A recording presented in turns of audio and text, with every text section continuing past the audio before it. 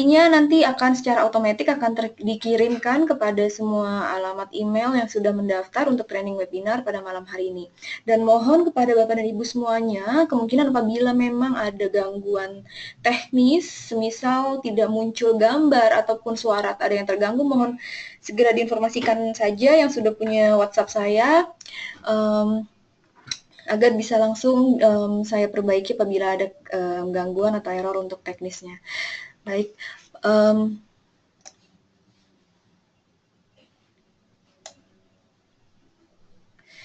ya, langsung saja kita membahas mengenai kesehatan tulang maupun juga sendi. Memang hal ini kedengarannya sepele ya, karena memang jarang sekali kita bisa sensitif atau merasakan kira-kira ada permasalahan atau tidak dengan tulang biasanya. Tapi kalau sendi ini pada umumnya orang bisa merasakan kalau memang ada kesalahan pada sendinya. Nah, tetapi kira-kira apa sih yang harus dilakukan untuk bisa mendeteksi dini ataupun menangani dan juga melakukan terapi praktis terhadap diri sendiri terlebih dahulu?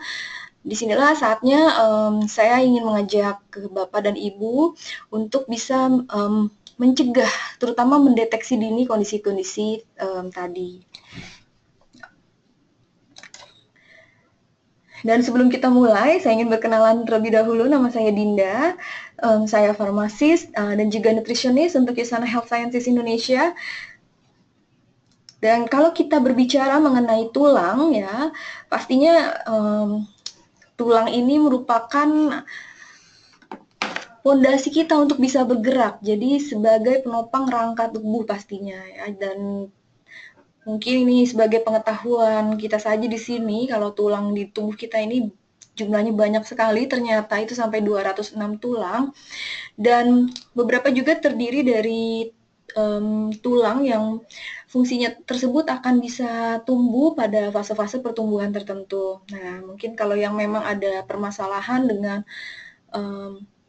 sistem di syarafnya, itu untuk hipofisisnya, itu bisa mengganggu dari beberapa hormon, terutama itu adalah hormon pertumbuhan. Nah, ini yang menyebabkan akhirnya adanya pertumbuhan gigantisme, yang artinya walaupun seharusnya sudah berhenti masa pertumbuhannya, tetapi ini masih terus lanjut untuk tumbuh. Ya, itu ada beberapa jenis kelainan yang bisa yang disebabkan karena ada permasalahan pada syaraf di otaknya. Ya.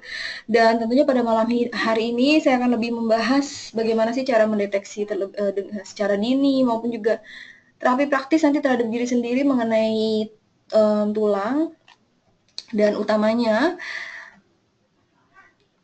apa sih bahan baku dari tulang kita ini. Sebenarnya bahan bakunya itu utamanya adalah mineral, dan yang paling utama yang bisa membentuk kepadatan tulang itu sendiri 99% itu adalah kalsium yang memang disimpan di area tulang dan gigi. Nah, oleh karenanya apabila kekurangan kalsium ini tanda-tandanya memang sebenarnya mudah terlihat, seperti pertumbuhan gigi dewasanya lambat ya. Kemudian juga mungkin jadinya lebih mudah lepas giginya yang seperti itu, dan beberapa hal lainnya yang sepertinya belum jarang sekali atau mungkin kurang diperhatikan, yang nanti akan saya bahas lebih lanjut mengenai gejala-gejala yang bisa terlihat untuk kondisi osteoporosis atau pengeroposan tulang.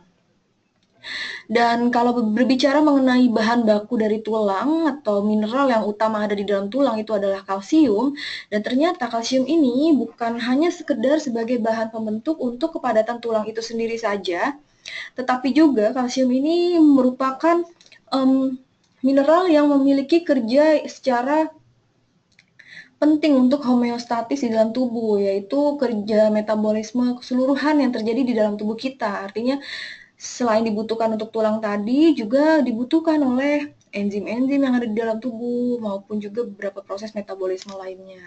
Dan utamanya disinilah mengapa kalau tidak kita cukupi kebutuhan kalsium dari luar, nantinya tubuh akan mengambil kalsium dari bank tulang, yaitu yang berada di tulang-tulang yang masih sehat. Ini akhirnya bisa menyebabkan osteoporosis atau pengeroposan terhadap tulang. Jadi intinya, mungkin kalau kita khawatir tambah suplemen kalsium, wow, bisa-bisa kelebihan kalsium. Nah, sebenarnya memang kalau dari penelitian yang ada itu tidak ada pernah kata kita itu cukup simpanan kalsium. di bank tulang tadi. Kenapa? Karena pada saat kita berpikir pun itu tubuh kita akan membutuhkan kalsium. Makanya kebanyakan orang yang misalnya kurang tidur itu juga resiko pengeroposan tulangnya akan lebih besar karena banyak sekali kalsium yang terbuang. Apa saja sih yang mempengaruhi dari kepadatan kalsium di dalam tubuh kita terhadap jumlah kalsium yang ada di dalam tubuh kita? Ini salah satunya memang adalah dari faktor usia. Jadi dari setiap tahapan usia tersebut di Indonesia pun sudah ada perhitungan angka kecukupan gizi untuk kebutuhan kalsium setiap usia. Di sini dari usia anak-anak sampai dengan usia lanjut itu akan membutuhkan jumlah kalsium yang berbeda-beda.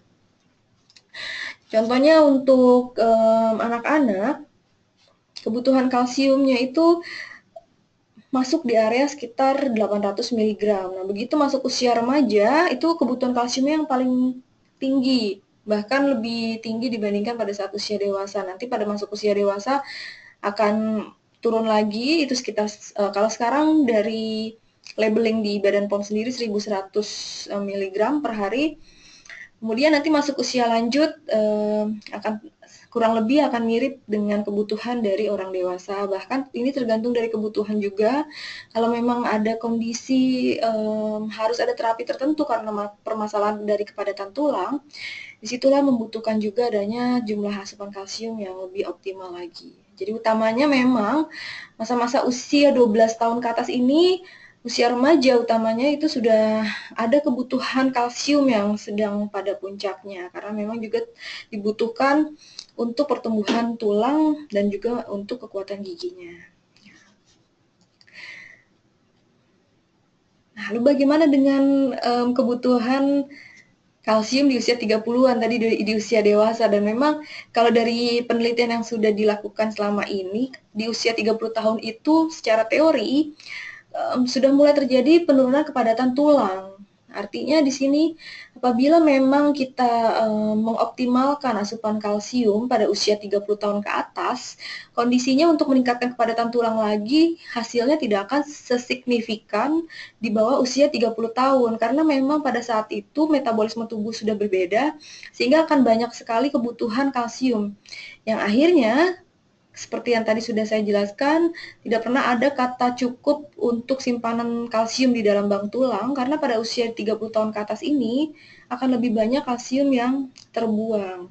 Makanya tetap harus dipenuhi juga asupan kalsium yang optimal dari luar, tapi tujuannya memang lebih untuk mempertahankan kondisi kepadatan tulang supaya tidak terus menurun ataupun misalnya ada kenaikan itu bisa naik walaupun tidak sesignifikan di usia-usia pertumbuhan atau di bawah 30 tahun. Nah, di sini utamanya juga wanita ternyata memiliki faktor yang lebih beresiko untuk terkena masalah osteoporosis tadi.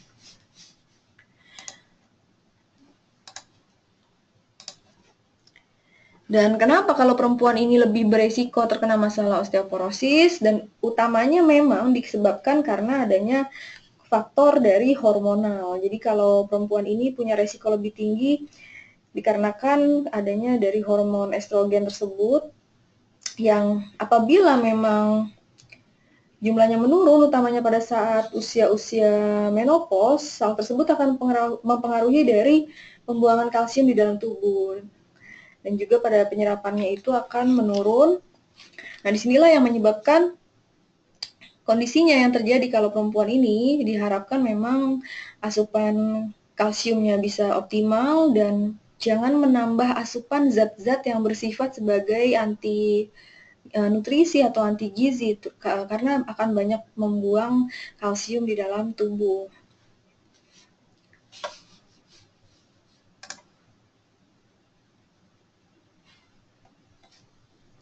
Salah satunya juga ini adalah dari faktor usia. Ini kalau Bapak dan Ibu bisa melihat di sebelah kanan itu ada gambar penampang tulang yang memang ini secara mikroskopis. Jadi bisa dilihat tulang yang sudah mengalami pengeroposan dengan tulang yang masih padat. Jadi tulang yang masih padat ini akan lebih rapat pori-porinya dibandingkan dengan tulang yang sudah mengalami osteoporosis dan utamanya sebenarnya adalah yang harus dijaga pembuangan kalsium yang banyak terbuang atau meningkat dari urin.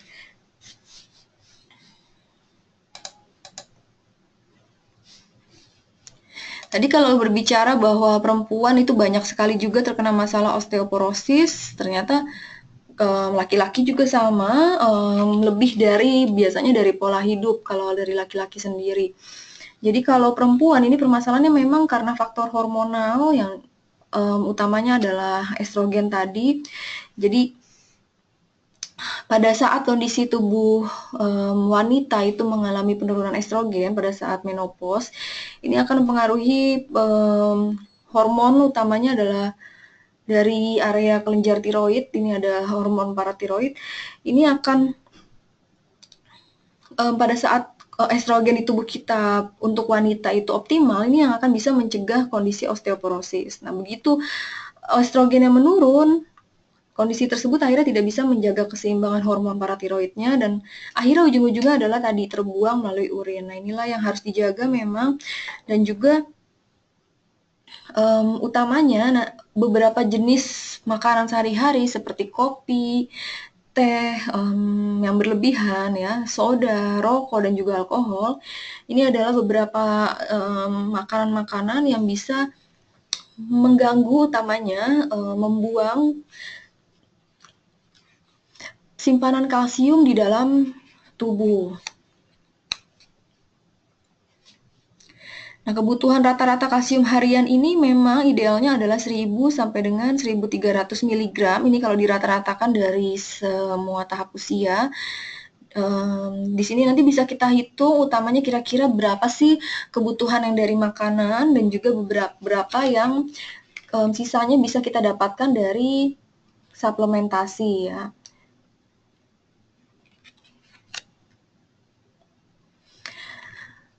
Utamanya yang menyebabkan osteoporosis itu sendiri di sini adalah karena kekurangan dari kalsium. Nah, ini adalah beberapa tahap kebutuhan dari masing-masing usia untuk kebutuhan kalsium, utamanya juga untuk wanita hamil dan menyusui. Ini diharapkan ada sampai 1500 mg kalsium per hari, dan memang banyak sekali bisa ditemukan di susu. Usahakan cari yang rendah lemak untuk mencegah penumpukan lemak jenuh atau yang tinggi kolesterol.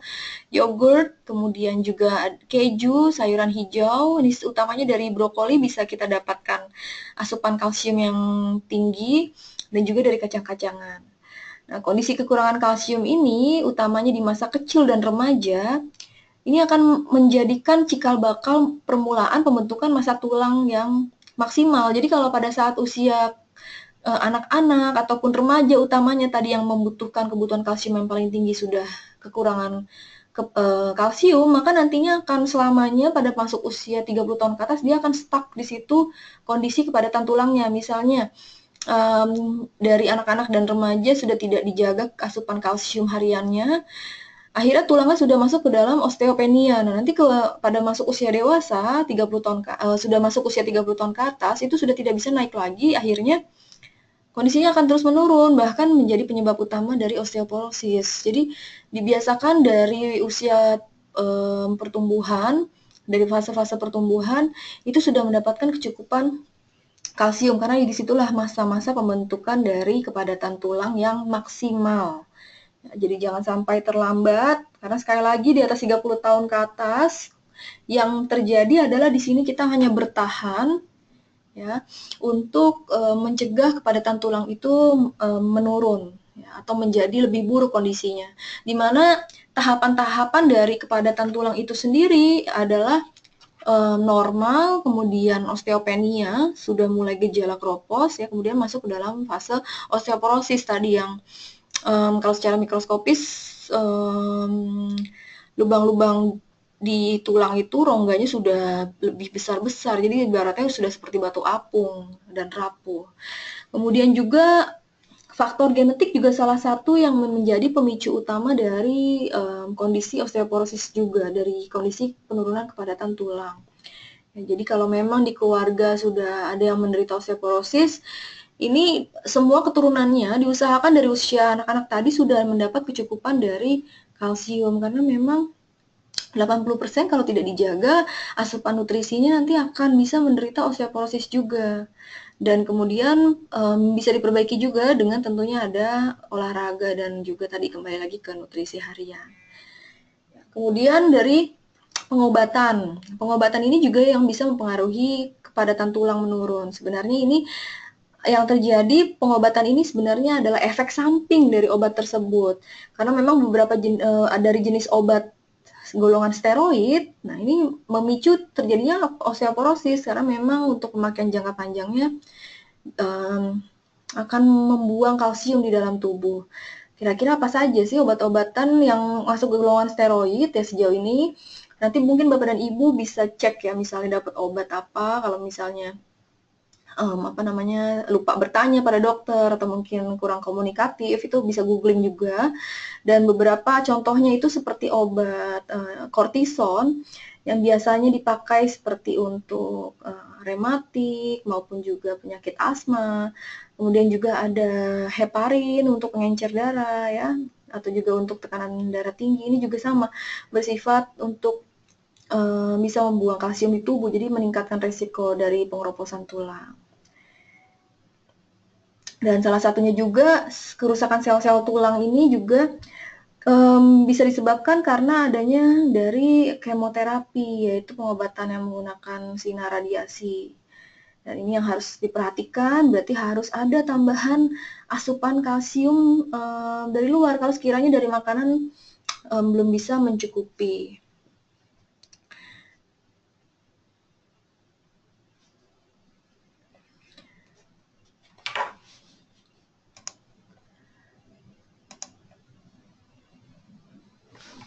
Oke, beberapa faktor lainnya ya.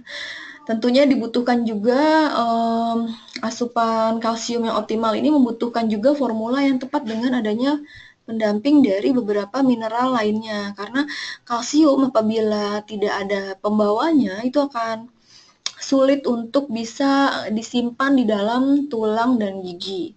Ya, makanya mungkin nanti akan dibahas lebih lanjut juga bagaimana kira-kira health issue gitu ya, karena asupan suplementasi atau kalsium yang berasal dari luar ya, dari luar makanan gitu. Kemudian beberapa hal lainnya tadi sudah saya sebutkan juga, yaitu kopi. Nah, hati-hati yang hobi ngopi itu usahakan tidak lebih dari 4 cangkir sehari, karena di dalam kopi, kemudian di dalam teh, soda, ini merupakan zat-zat anti gizi. Jadi bisa menimbulkan pengeroposan tulang di dalam tubuh. Hati-hati ya. Jadi 4 cangkir saja sehari. Ya, jadi kalau yang hitungannya sudah pakai mak itu berarti satu hari hanya cukup 1 mak itu saja untuk kopinya. Kemudian juga beberapa jenis gangguan fisiologi. Nah, ini yang terjadi biasanya ada masalah penyakit di ususnya, kemudian atau di liver maupun pankreas. Biasanya hal ini terjadi karena gaya hidup. Ya, jadi penyerapan untuk kalsiumnya agak sulit. Ini biasanya juga dari gaya hidup maupun jadi pembuangan kalsium di tubuhnya akan lebih besar. Bisa disebabkan oleh alkohol. Jadi hati-hati yang terbiasa untuk minum alkohol dan juga rokok. Ini bisa mengurangi penyerapan kalsium karena ada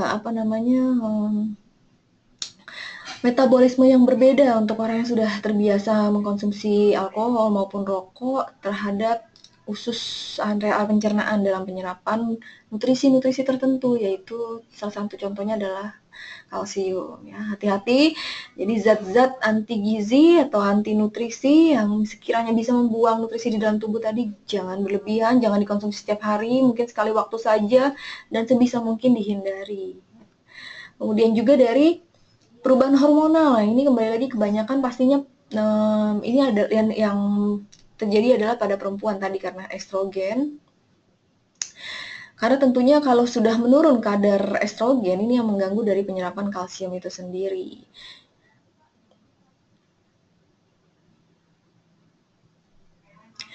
Dan contoh lainnya lagi, yang menyebabkan kalsium di dalam tubuh ini bisa terbuang, itu adalah dari kurang gerak. Nah, jadi hati-hati. Bukan berarti saya takut keringetan nanti kebuang kalsiumnya juga ya. Kalsium bisa terbuang mungkin lewat di sini salah satunya adalah lewat urin, lewat keringat, tapi bukan berarti dengan supaya tidak terbuang lewat keringat terus tidak berolahraga. Itu salah sekali karena memang dengan olahraga ini maka tulang akan bisa dirangsang untuk bisa meningkatkan kepadatannya itu sendiri. Jadi tentunya nantinya dalam jangka panjang yang akan terjadi penurunan massa tulang.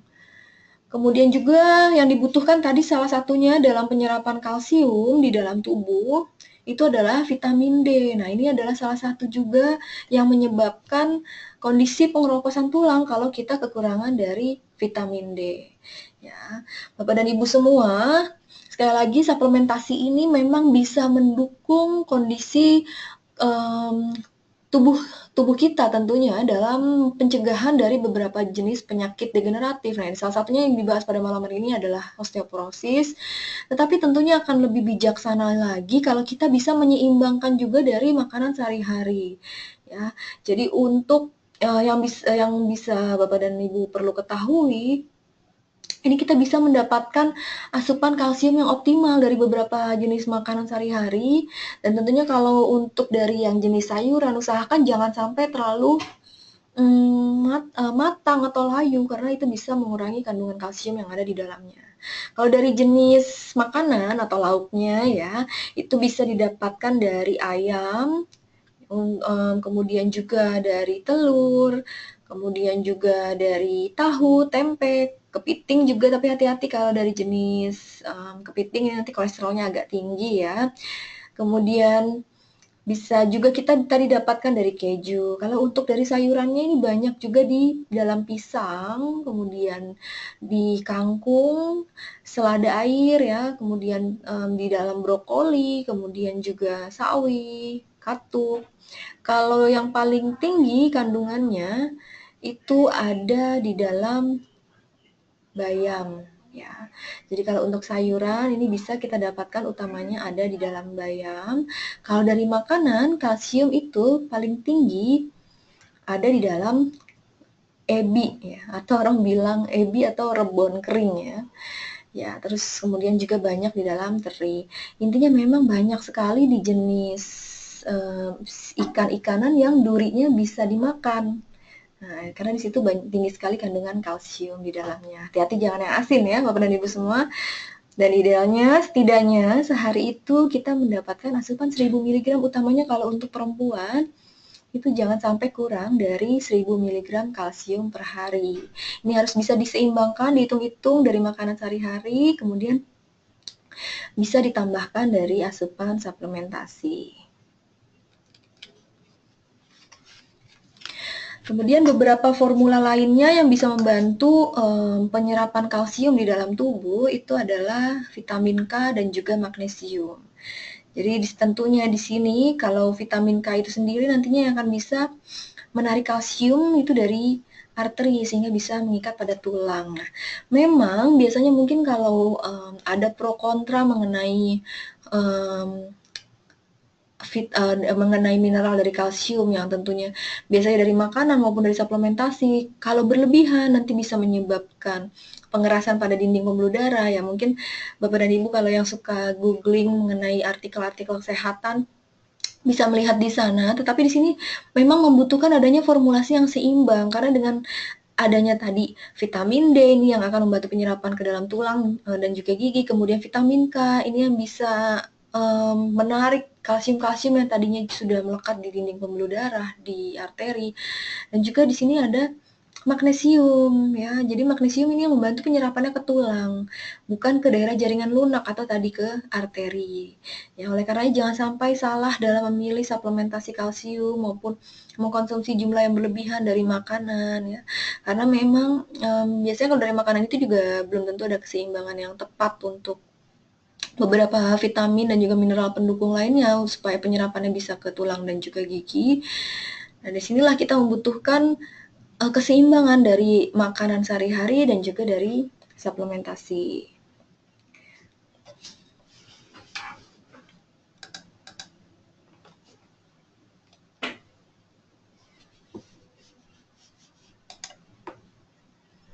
Oke, kira-kira, resikonya siapa saja sih yang memiliki resiko untuk masalah kepadatan tulang itu sendiri? Sebenarnya resikonya akan semakin meningkat, utamanya tadi selain dari wanita ya, laki-laki juga itu kondisi di atas usia 50 tahun. Nah, hati-hati sudah masuk usia 50 tahun ke atas, tentunya di sini akan ada proses penuaan sehingga penyerapan kalsiumnya akan sulit, jadi akan menurun. Dan di sini akan meningkat fungsi dari hormon paratiroid tadi yang akhirnya banyak sekali terjadi pembuangan kalsium di dalam tubuh. Akhirnya kembali lagi usahakan memang sudah ada dari generasi penerus kita ya, utamanya pada anak-anak sudah dibiasakan adanya tambahan asupan kalsium harian. Fungsinya apa? Karena disinilah sedang tinggi-tingginya supaya optimal kepadatan tulangnya. Karena nanti ke depannya semuanya itu berdasarkan apa yang sudah ditabung dari kecil tadi ya. Jadi setelah masuk usia 50 tahun ke atas semuanya itu akan menurun termasuk juga penyerapan dari kalsiumnya itu sendiri. Jadi nanti fungsinya hanya lebih untuk memperlambat atau mempertahankan dari kepadatan tulangnya.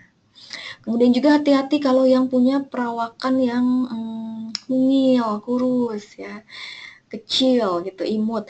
Nah ini karena perawakan-perawakan yang kurus juga dan mungil ini punya resiko yang lebih berat terhadap kepadatan tulang yang menurun atau pengeroposan tulang. Karena tentunya kalau nanti akan saya jelaskan kalau untuk sendi itu olahraganya lebih yang ringan-ringan saja, yang tidak banyak kontak, apa maksudnya tidak high impact gitu ya. Tetapi kalau untuk menjaga kepadatan tulang ini berbeda.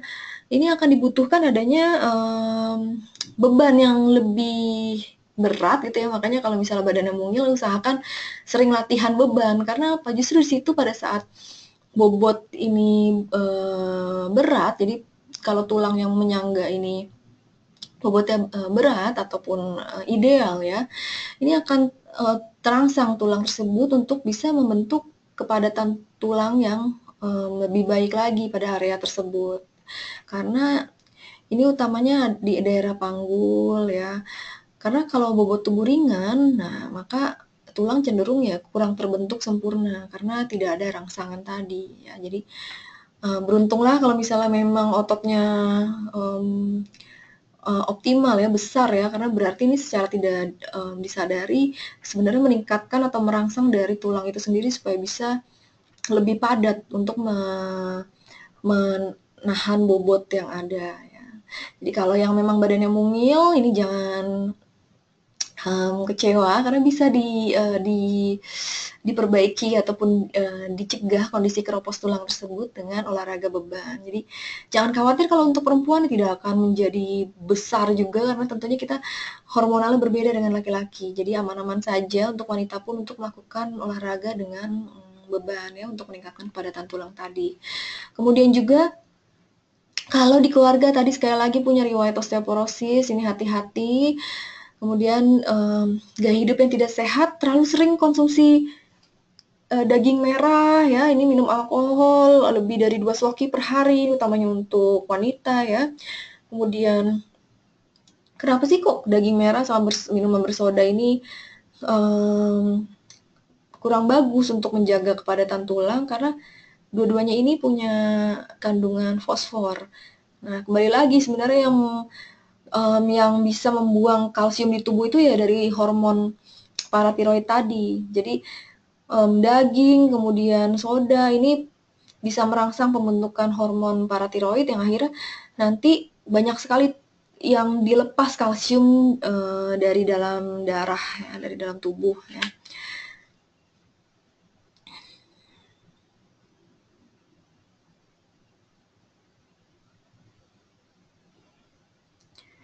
Oke, kemudian juga garam yang berlebih. Nah, ini biasanya Bapak dan Ibu juga harus waspadai kalau memang mungkin di keluarga maupun ada rekan yang memiliki masalah dengan tekanan darahnya ya, ini akan memicu juga kondisi dari pengeroposan tulang. Nah, makanya Salah satunya juga terlalu tinggi, sering konsumsi natrium atau garam yang tinggi.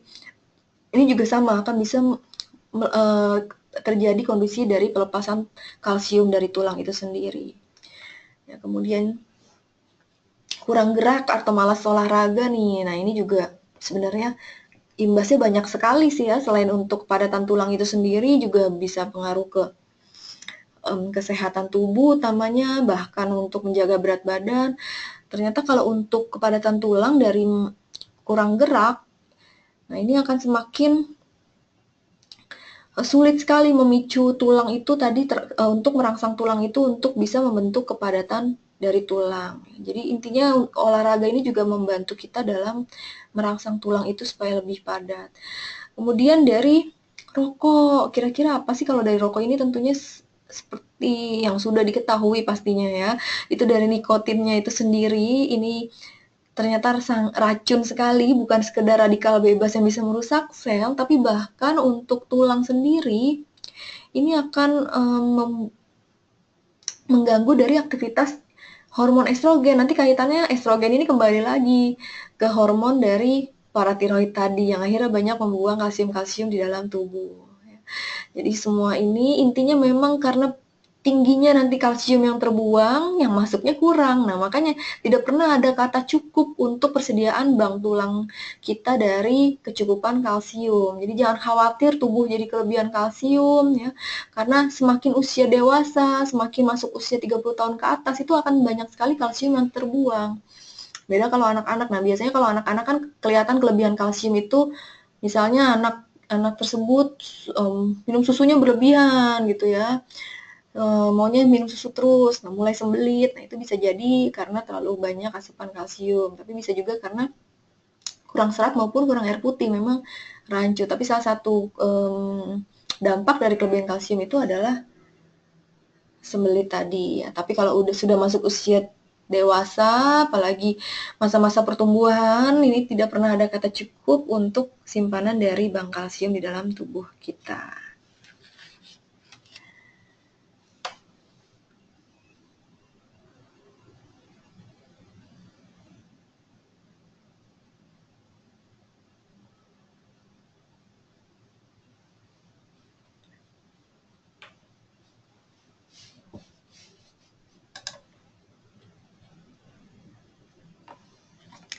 Dan faktanya, Bapak dan Ibu semua, dengan adanya tambahan asupan suplementasi kalsium, jadi apabila memang dari makanan sehari-hari tidak bisa mencukupi, ini faktanya ternyata 40% dari orang yang konsumsi kalsium ini bantu untuk meningkatkan kepadatan tulang kita ya. Dan bahkan di sana juga sudah melakukan penelitian terhadap remaja yang memang kondisinya sudah mengalami pengeroposan tulang, dan ini dengan adanya tambahan asupan aktif kalsium itu bisa meningkatkan kepadatan tulangnya lagi. Ini Bapak dan Ibu semua bisa dapatkan, ada di usana.com. Dan di dalam aktif kalsium ini kita sudah mendapatkan kecukupan kebutuhan mineral maupun vitamin untuk menjaga kepadatan dari tulang. Di dalamnya di sini ada dua jenis kalsium, ini ada karbonat dan sitrat. Jadi bukan bentuk oksalat yang bisa menyebabkan batu ginjal ya.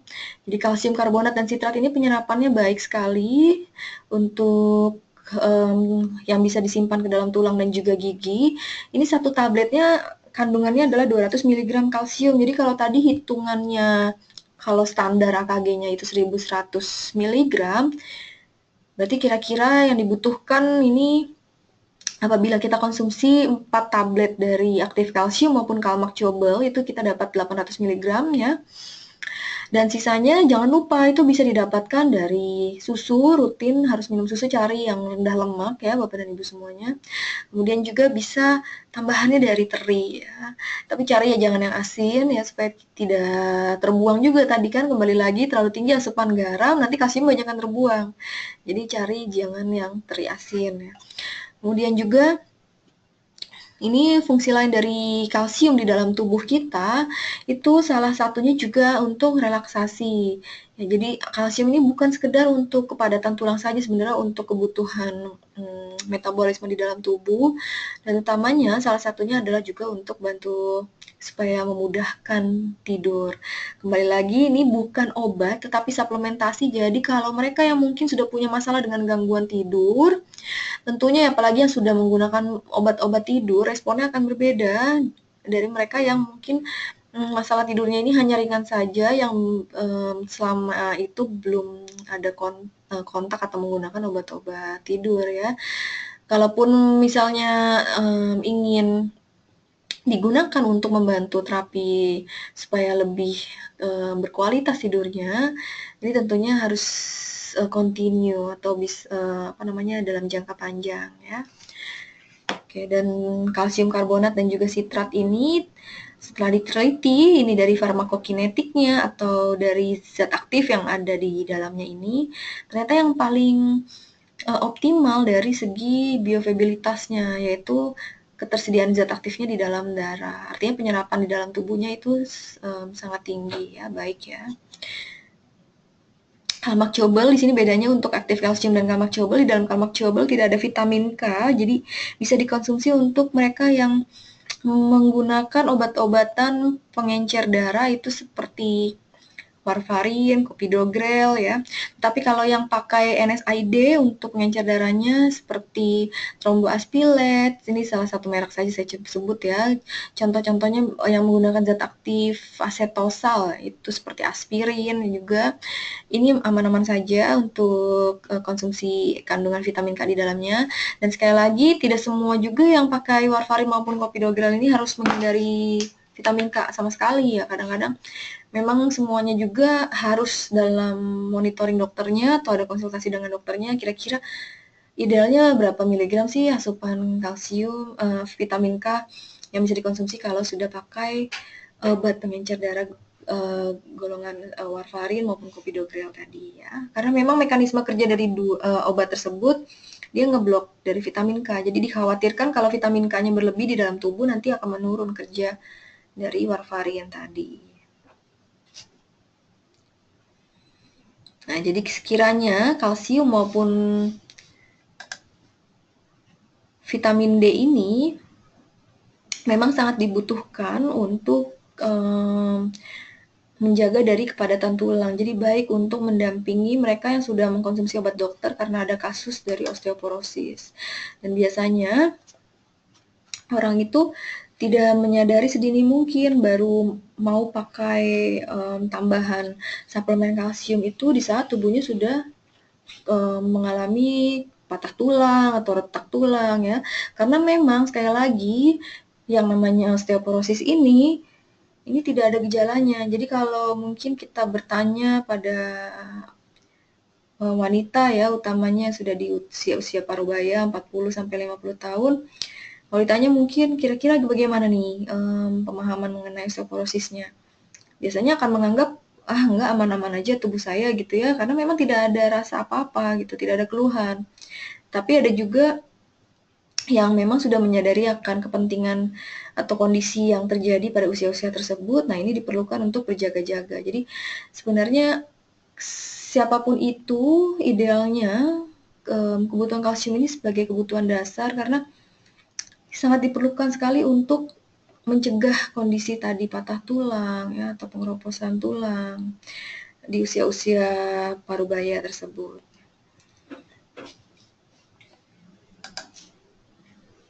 Ini adalah studi klinis yang tadi sudah saya paparkan. Ini bisa didapatkan di usana.com, itu diganti saja nanti areanya ke US ya. Mungkin kalau areanya masih tetap masuk yang di Indonesia, ini tidak keluar clinical research-nya. Jadi diganti dulu ke US, itu kemudian ada Usana Difference, ya. Kemudian nanti di sana bisa dilihat langsung ada clinical research maupun ask the scientist. Karena mungkin Bapak dan Ibu yang ingin mengetahui ini kira-kira kalsiumnya bahan bakunya tuh dari mana sih gitu ya. Vitamin D-nya dari mana sih? Itu semuanya ada di sana. Bahkan kita bisa melihat juga kira-kira bahan-bahan yang pada saat produksinya itu menggunakan bahan baku yang berasal dari animal, dari hewan ataupun yang tidak gitu. Jadi dari aktif kalsium maupun kalmak chewable ini, vitamin D-nya saja yang memang diambil dari ekstrak bulu biri-biri ya. Jadi hanya diambil dari bulunya saja, tidak melalui proses membunuh hewan tersebut. Dan ini diekstrak memang dari berupa lanolinnya yang diambil untuk kebutuhan vitamin D-nya. Jadi sekiranya di sini butuh ada kebijaksanaan sih ya dari masing-masing. Mungkin kalau yang vegan vitamin D-nya berasal dari bulu biri-biri ya. Jadi boleh ada yang bilang boleh konsumsi, ada yang bilang mungkin harus menelaah lebih lanjut ya. Tapi untuk bahan baku lainnya ini adalah berasal dari natural ingredients dari tanaman ya. Tadi sekali lagi ada pro dan kontra mengenai masalah suplementasi yang mengandung kalsium. Karena memang beberapa di pasaran dan utamanya yang ingin terapi kalsium dari makanan sehari-hari saja, itu kalsiumnya formulasinya kurang tepat sehingga tidak tersimpan dengan baik atau tidak diserap dengan baik ke dalam tulang dan juga giginya. Akhirnya kalsium tersebut menyebar, ada yang tersimpan ke dalam arteri atau ke jaringan lunak ya. Makanya di sini dibutuhkan adanya vitamin D yang optimal, magnesium juga yang seimbang. Tujuannya adalah untuk bisa membawa kalsium tersebut masuk ke dalam tulang dan gigi. Dan vitamin D juga nih utamanya bisa membantu untuk menarik kalsium-kalsium yang memang sudah menempel ada di dinding arteri tadi. Oke, sekarang kita masuk pada kesehatan sendi. Jadi kalau tadi bicara tentang tulang itu ternyata jumlahnya 200-an di dalam tubuh, ternyata kalau sendi ini lebih banyak lagi jumlahnya ya. Dan kalau mungkin selama ini yang kita ketahui, sendi itu hanya ada di area yang bisa kita tekuk-tekuk saja gitu ya. Ternyata bukan di situ saja, di tulang tengkorak pun itu ada sendi-sendi ya. Jadi sendi ini ada yang dari kebutuhannya untuk statis sampai untuk yang mobile. Nah, biasanya bermasalah nih di area yang mobile ya. Dan karena memang sendi itu sebenarnya merupakan tulang rawan. Nah, jadi sendi ini ada tulang rawannya dan juga ada cairan sendinya, yaitu pelumasnya. Itu dari mana? Ini adalah glukosamin hidroklorid yang memang kembali lagi secara genetik, pola hidup itu bisa menurun kondisinya ya, dan akhirnya tadi timbul nyeri pada sendi. Kalau di sini saya ingin sedikit saja menjelaskan ya mengenai sendi. Sendi itu tadi sekali lagi bukan hanya terletak di area-area yang bisa kita tekuk saja tulangnya ya, tapi juga ada di bagian yang mungkin tidak kita gerakkan gitu. Jadi di sini untuk sendi-sendi fibrosa lebih pada persendian yang setengah pergerakannya gitu ya. Kemudian nanti kalau untuk kalau fibrosa ini lebih ke persendian yang tidak bergerak, kemudian cartilaginosa ini yang lebih ke di pertengahan, kemudian ke sinovial ini lebih ke yang mudah digerakkan. Ya. Kembali lagi semuanya itu terdiri dari tulang rawan dan juga ada cairan sendinya. Jadi dari persendian ini, kalau gambarannya dari yang paling bisa digerakkan sampai yang statis, itu adalah persendian dari fibrosa, kemudian yang paling mudah digerakkan ini adalah sinovial. Ini kalau bisa kita lihat, sinovial adanya di area mana saja, ada di siku ya, kemudian juga ada di area lutut. Dan perbedaannya kalau dengan osteoporosis, osteoartritis atau sendi ini memang lebih mudah dirasakan. Jadi biasanya kalau naik tangga sudah mulai nyeri. Ini karena kondisinya bisa kita lihat kalau yang normal itu tulang antara tulang dengan tulangnya tidak menyatu. Artinya di situ ada lapisan lagi tulang rawannya dan juga cairan sendinya. Tapi kalau sudah mulai ada kerusakan, tulang dan tulangnya ketemu. Nah, kondisinya akan nyeri hebat. Ya, memang biasanya tidak menyebabkan kematian, tetapi akan menimbulkan rasa ketidaknyamanan atau nyeri yang hebat. Jadi hati-hati kalau yang mungkin sering perempuan ya, terutama yang pakai high heels atau mungkin kalau pada laki-laki banyak menggunakan sendi untuk aktivitas sehari-harinya atau untuk olahraganya, itu sudah mulai harus ada tambahan nutrisi yang optimal untuk cairan di antara sendinya. Ya, jangan sampai juga biasanya dirasakan itu orang lebih ke nyeri pada tulang belakang maupun mungkin bisa disebut juga syaraf kejepit ya. Dan ini ternyata kalau di Jepang sendiri sampai 25 juta orang Jepang ini pasiennya mengalami ketidaknyamanan sendi. Dan diprediksikan kalau dari para dokter yang mendiagnosa masalah artritis ini, nanti di tahun 2030, 25% dari orang dewasa akan merasakan yang namanya ketidaknyamanan sendi atau nyeri sendi ini ya. Dan memang yang kembali lagi yang paling banyak diderita oleh wanita. Bukan sekedar dari faktor hormonal saja, tapi memang dari keseharian yang ini bisa memicu kondisi perempuan itu lebih banyak terkena permasalahan dengan persendian tadi. Nah, kira-kira apa saja sih yang bisa beresiko untuk meningkatkan resiko dari masalah persendian ini? Yang pertama adalah dari faktor usia, jadi cairan pelumas antar sendinya atau yang disebut juga glukosamin ini menurun jumlahnya ya. Kemudian juga dari berat badan, kemudian cedera sendi sampai otot yang lemah, ini juga bisa menimbulkan resiko dari masalah persendian. Jadi rata-rata kalau untuk usia lanjut nih hati-hati di usia 60-an. Tapi biasanya kalau yang punya faktor resiko dari genetik itu umur 40-an juga sudah mulai berasa ya, hati-hati. Di sini sudah mulai harus ada tambahan glukosamin hidroklorid dari suplementasi. Kemudian juga dari faktor berat badan. Kalau tadi berat badan yang mungil ya, yang kecil, itu resikonya kena osteoporosis. Tapi ternyata kalau kegemukan, obesitas, resikonya ke persendian, makanya butuh yang ideal ya. Nah, di sini kalau untuk obesitas, ini memang harus diturunkan karena tentunya akan meningkatkan tekanan di antara tulang tadi untuk menekan sendi, terutama di area lutut ya. Makanya biasanya yang langsung berasa itu adalah persendian di area lutut untuk masalah osteoartritis. Dan juga mungkin mereka ya bisa pada usia remaja atau sampai dewasa muda lebih ke masalah cedera sendi itu untuk dari olahraga ya, atau dari aktivitas sehari-hari yang banyak menggunakan sendi. Jadi kira-kira yang harus dirubah pertama masalah berat badan ini tidak bisa ditawar lagi kalau punya masalah persendian karena dari berat badan ini ternyata setengah kilo dari penurunan berat badan saja itu sudah bisa mengurangi tekanan sendinya sampai 2 kilogram ya, utamanya pada lutut.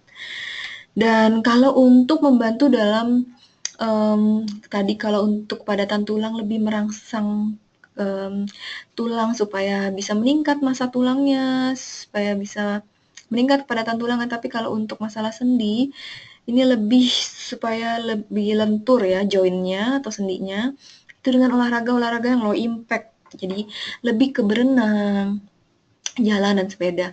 Kalau nggak bisa berenang, usahakan ya jalan saja di kolam renang. Nah, ini bisa membantu dari kelenturan di persendiannya. Ya, terutama juga yang punya masalah dengan syaraf kejepit, ini harus sabar ya, karena memang tidak bisa sesingkat itu terapinya. Salah satunya harus rutin juga yang namanya berenang atau jalan di kolam renang tersebut, itu 3 kali seminggu. Dan juga tentunya dengan olahraga yang bisa menguatkan otot dari tungkai dan juga stretching. Ya, ini lebih seperti yoga. Ya. Kalau dari makanan sehari-hari, masalah sendi ini adalah dengan membatasi asupan gula. Semua yang manis-manis ini harus bisa dibatasi. Ya. Dan tentunya harus ditambahkan juga adanya tambahan dari asam lemak omega 3 untuk menjaga cairan di antara sendinya tadi, terutama untuk optimalisasi dari glukosamin hidroklorid yang ada di dalamnya, dan kemudian juga protein. Ya, ini harus bisa kita dapatkan kecukupan dari protein. Mikronutrisi lainnya yang bisa bermanfaat itu adalah dari glukosamin utamanya yang bisa memberikan cairan antara sendi, kemudian vitamin D, C ini fungsinya nanti bisa membantu meningkatkan penyerapan dari glukosamin itu sendiri. Kemudian mangan dan kunyit nih utamanya orang-orang yang punya masalah dengan persendian itu pasti akan nyeri hebat. Nah, di sini dibutuhkan adanya antiinflamasi dan juga anti nyeri ya. Anti peradangan dan juga anti nyeri. Kalau menurut Dr. Heather ya, Heather Ini merupakan clinical associate professor. Ternyata kalau dengan adanya kecukupan dari glukosamin maupun juga ada vitamin C dan juga mangan dan utamanya juga ada tambahan kunyit, ini bisa membantu permasalahan dari ketidaknyamanan sendi tadi. Jadi kenapa sih kok ini nanti saya akan membahas lebih lanjut. Kenapa sih kalau di dalam prokosa kita ya tidak ada tambahan kondroitin? Ya karena sebenarnya glukosamin dan kunyit tersendiri tersebut juga nanti kondroitin itu di dalam tubuh nanti dia akan dipecah lagi juga ujung-ujungnya menjadi glukosamin. Jadi di sini dirasa dari penelitian yang ada untuk para saintis yang ada di sana itu tidak ada perbedaan atau tidak ada hasil yang lebih baik dengan adanya penambahan kondroitin karena akan lebih optimal yang murni bentuknya sudah berupa glukosamin. Ini penyerapannya akan lebih bagus sehingga tentunya nanti akan bisa memberikan efektivitas yang lebih baik juga pada persendian. Jadi kalau bisa kita bedakan di sini antara masalah tulang dengan sendi, sekali lagi, kalau osteoporosis ini lebih kepada padatan tulang. Jadi tulangnya sudah terlihat ini lebih seperti sarang lebah kalau yang sudah mengalami osteoporosis. Kemudian kalau osteoartritis, tulangnya ketemu tulang. Jadi tulang rawannya sudah menipis atau bahkan cairannya juga sudah mulai berkurang produksinya. Pengeroposan tulang ini tanpa gejala. Sedangkan kalau nyeri sendi atau osteoartritis ini ya langsung berasa nyeri ya, lebih nggak nyaman juga bisa berasa kaku untuk persendiannya. Penyebabnya lebih kekurangan kalsium untuk kepadatan tulang. Kalau osteoartritis lebih pada kekurangan glukosamin di dalam tubuh. Jadi produksinya sudah tidak seperti dulu lagi. Kemudian juga yang terjadi untuk osteoporosis lebih seperti nanti tinggi badannya atau menyusut atau tulangnya tidak bisa menopang dengan baik lagi. Jadi bisa bungkuk ya. Kemudian patah tulang. Kalau untuk osteoartritis, ya tadi kembali lagi nyerinya hebat sekali sehingga bisa mengganggu aktivitas sehari-hari. Jadi apalagi usia-usia produktif ini sangat mengganggu sekali untuk bisa beraktivitas sehari-hari. Nah, kira-kira yang dibutuhkan juga salah satunya itu adalah kalsium. Makanya idealnya kalau misalnya ada masalah dengan nyeri sendi, ini juga dibarengi juga dengan adanya tambahan asupan kalsium ya. Kemudian juga tambahan lainnya yaitu adalah dengan utamanya dari glukosamin hidrochloride. Karena di dalam glukosamin hidrochloride inilah yang nantinya bisa memberikan cairan di antara sendi tadi. Dan sekali lagi di sini dibutuhkan adanya tambahan untuk anti nyerinya yaitu dari merifa ini untuk dari ekstrak kunyit. Satu lagi yang bisa membantu dalam masalah sendi yaitu adalah dengan omega 3. Dan ini bisa kita dapatkan dari Biomega. Di dalam Biomega ini sudah ada 600 mg omega 3 dan totalnya untuk minyak ikannya itu sendiri adalah 1000 mg. Ini sumbernya kita dapatkan dari ikan sarden dan juga ikan anchovy.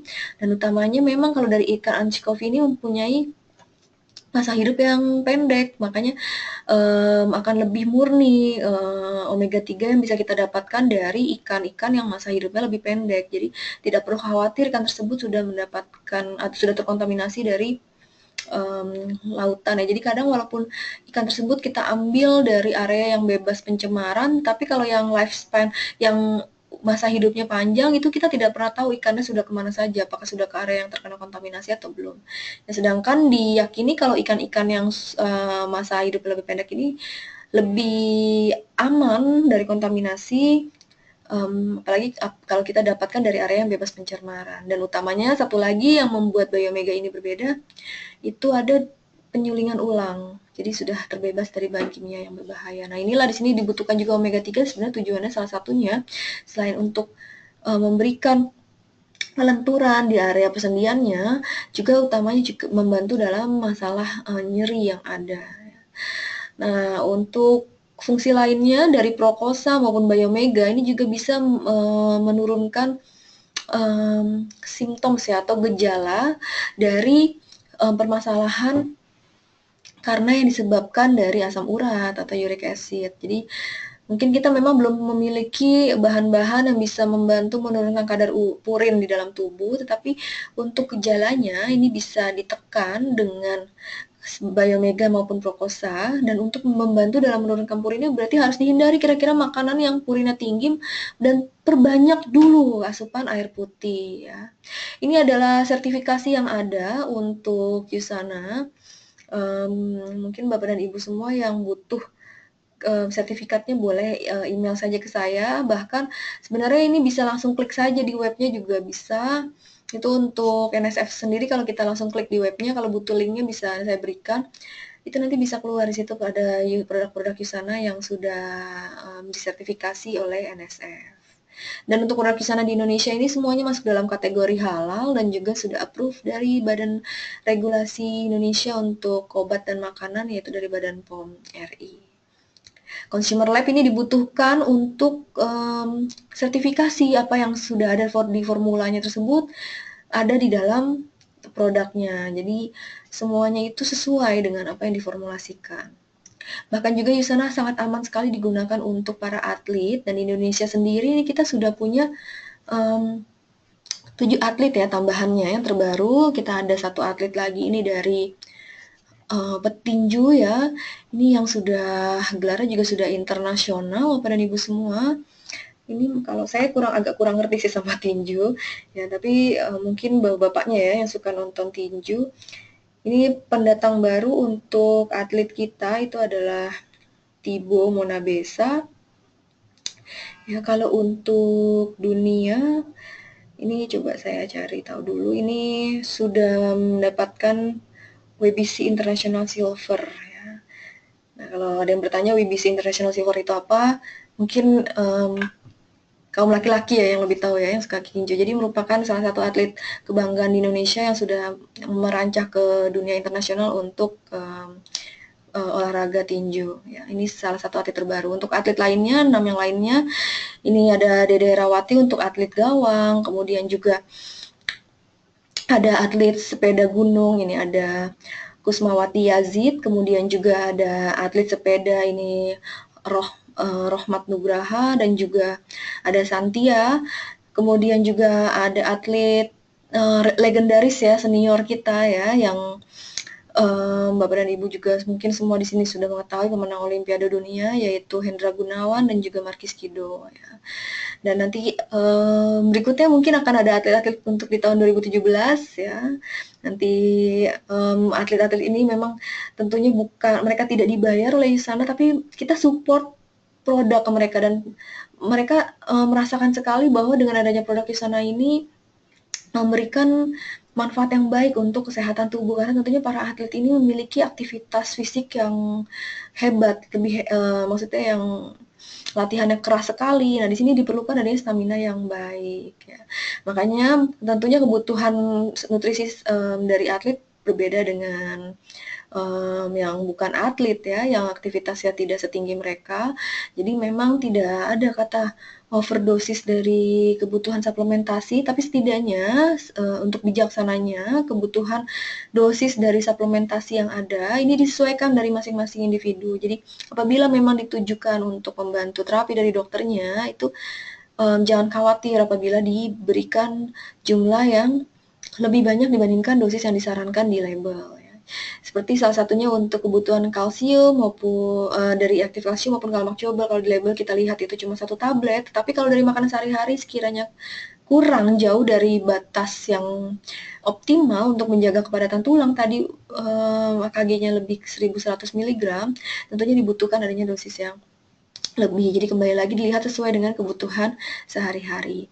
Bahkan di sini untuk para atlet Yusana, tim Yusana ini ada garansi $1 juta apabila memang ternyata ada masalah nih dengan produk Yusana karena efek doping misalnya seperti itu ya. Jadi Yusana di sini sudah disertifikasi dari NSF Support bahwa produk-produk yang ada di Yusana ini terbebas dari bahan-bahan yang satu golongan dengan bahan doping.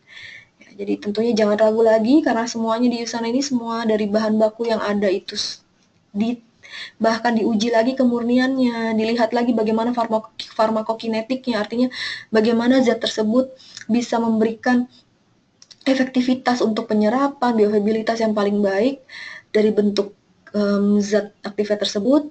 Kemudian juga ada ahli ilmiah yang sudah terakreditasi internasional. Ini kita punya lebih dari 60 orang ilmuwan ya, yang masuk dalam divisi-divisi berbeda dari yang untuk mengedukasi. Bapak dan Ibu semua bisa lihat di Facebook Usana Education ya. Kemudian juga ada lagi yang kebagian formulasinya, sehingga Usana ini memang selalu inovatif. Formulanya itu selalu berdasarkan dari ilmu pengetahuan ya. Kita nantikan saja untuk tahun ini kita mendapatkan gebrakan dari teknologi terbarunya Usana, yaitu Intelligence. Kemudian juga utamanya adalah jaminan dari para atlet, di mana mereka sudah sangat menjaga sekali asupan makanan harian, tapi di sini mereka percayakan untuk kebutuhan nutrisi yang optimal itu adalah dari Usana. Karena tadi kita sudah ada lebih dari 1.000 atlet dunia yang menggunakan Usana. Nah, jadi dari 11 produk yang sudah ada, ini masih produk yang lama, tentunya diharapkan bisa memenuhi kebutuhan suplementasi maupun nutrisi harian yang optimal, sehingga nantinya ke depannya kita bisa terus sehat, bisa menekan resiko dari terkena penyakit degeneratif kronis yang tentunya harus dibarengi sekali lagi dengan pola hidup yang sehat. Jadi apabila mungkin Bapak dan Ibu semua di sini ada yang ingin ditanyakan, boleh langsung saja nanti email kepada saya atau boleh langsung chat di sini. Dan pastinya nanti Bapak dan Ibu bisa akan menerima link Dropbox untuk yang sudah mendaftar untuk training pada malam hari ini, yang bisa langsung Bapak dan Ibu download. Jadi harus sudah punya aplikasi Dropbox terlebih dahulu, dan idealnya memang tidak bisa dibuka di handphone, harus melalui laptop atau PC-nya ya. Sekali lagi terima kasih Bapak dan Ibu semua atas perhatiannya. Sampai ketemu untuk Selasa malam minggu depan. Bapak dan Ibu juga boleh memberikan masukan-masukan kira-kira apa sih yang ingin dibahas lebih jauh lagi nih mengenai produk-produk Usana ataupun kaitannya dengan kebutuhan harian dan juga dalam membantu masalah terapi-terapi atau penyakit tertentu. Dan sekali lagi, Usana ini adalah suplementasi bukan obat, artinya kalau memang sudah punya masalah dengan penyakit tertentu, semua tersebut harus bisa dimonitor oleh dokter yang merawatnya dengan tujuan untuk bisa membantu dalam meningkatkan terapi tersebut. Ya. Baik, terima kasih. Selamat malam Bapak dan Ibu semua. Sampai ketemu Selasa depan. Sukses selalu.